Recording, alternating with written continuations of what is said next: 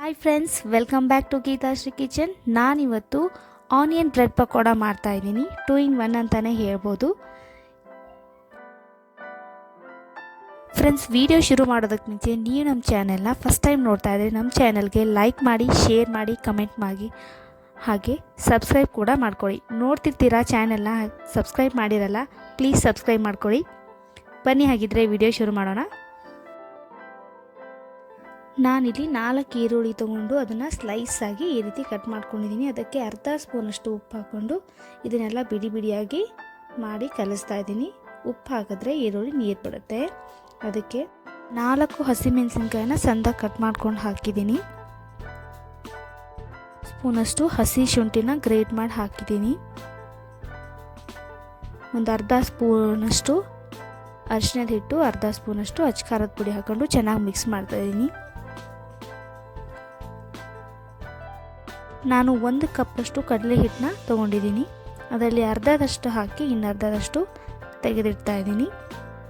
ಇದನ್ನು ಚೆನ್ನಾಗಿ ಮಿಕ್ಸ್ ಮಾಡಿಕೊಂಡು ಆಮೇಲೆ ಚೆನ್ನಾಗಿ ಕೈಯಲ್ಲೇ ಕಲಿಸ್ಕೊಳ್ತಾ ಇದ್ದೀನಿ. ಇದಕ್ಕೆ ನಾನು ನೀರು ಮಿಕ್ಸ್ ಮಾಡಿಲ್ಲ. ಇನ್ನೂ 2 ಸ್ಪೂನಷ್ಟು ಕಡಲೆ ಹಿಟ್ಟನ್ನ ಹಾಕ್ಕೊಂಡಿದ್ದೀನಿ. ಇದಕ್ಕೆ ಒಂದು 2 ಸ್ಪೂನಷ್ಟು ನೀರು ಮಿಕ್ಸ್ ಮಾಡ್ಕೊತಾ ಇದ್ದೀನಿ.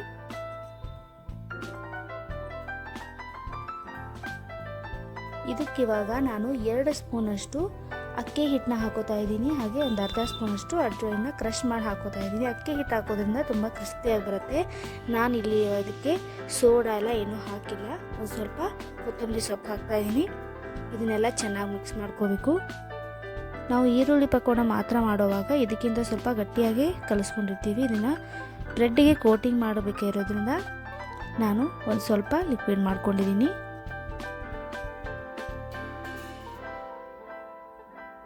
ನಾನಿಲ್ಲಿ 4 ಬ್ರೆಡ್ ಸ್ಲೈಸ್ನ ತೊಗೊಂಡಿದ್ದೀನಿ. ವೈಟ್ ಬ್ರೆಡ್, ಅದನ್ನು ಟ್ರಯಾಂಗಲ್ ಆಕಾರಾಗಿ ಕಟ್ ಮಾಡ್ಕೊತಾ ಇದ್ದೀನಿ.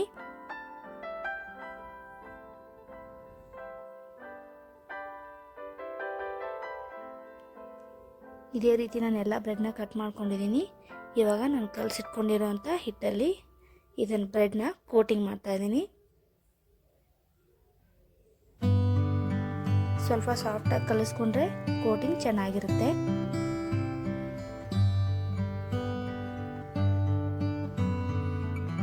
ಕೋಟಿಂಗ್ ಆಗಿದೆ. ನಾನು ಮೊದಲೇ ಎಣ್ಣೆನ ಕಾಯಕ್ಕೆ ಇಟ್ಕೊಂಡಿದ್ದೆ. ಇದನ್ನು ಎಣ್ಣೆಲಿ ಬಿಡ್ತಾ ಇದ್ದೀನಿ.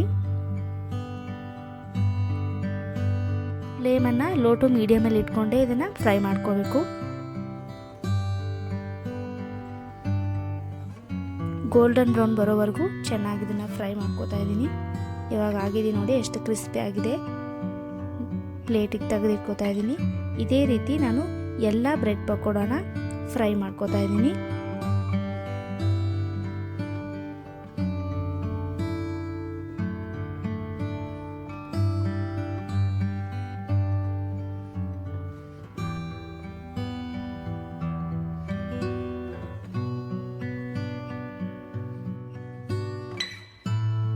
Friends, crispy onion bread pakoda ready ಆಗಿದೆ. ನಾನು ಇದನ್ನು ಸರ್ವಿಂಗ್ ಪ್ಲೇಟ್ಗೆ ಹಾಕ್ತಾ ಇದ್ದೀನಿ.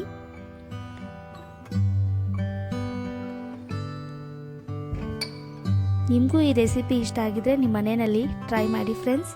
ಹಾಗೆ ಹೇಗೆ ಬಂತು ಅಂತ ನನಗೆ ಕಮೆಂಟ್ ಬಾಕ್ಸಲ್ಲಿ ತಿಳಿಸಿ. Thank you for the watching.